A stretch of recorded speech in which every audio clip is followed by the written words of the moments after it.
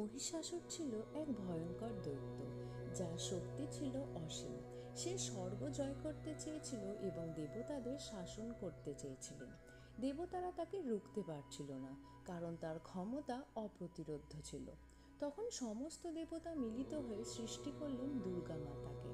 মা হাতে নিলেন অসংখ্য অস্ত্র, শঙ্খ, চক্র, ত্রিশূল এবং ধনু, যা ছিলেন অদম্য সাহসী এবং সকল ভয় দূর করতে সক্ষম। মহিষাসুর লড়ল নানা রূপে, মহিষ, মানুষ, এমনকি আগুনের মতো। কিন্তু মা সব রূপ চিনে ফেললেন, কখনো ভয় পেলেন না। দীর্ঘ কঠিন যুদ্ধে মা মহিষাসুরকে পরাস্ত করলেন। তারপর থেকে মা মহিষাসুর মর্দিনী নামে পরিচিত। এভাবেই ধর্ম এবং শক্তির বিজয় হয়েছে চিরকাল। আজও আমরা মা দুর্গাকে আরাধনা করি, নবরাত্রিতে তার অসীম শক্তি ও সাহস স্মরণ করে।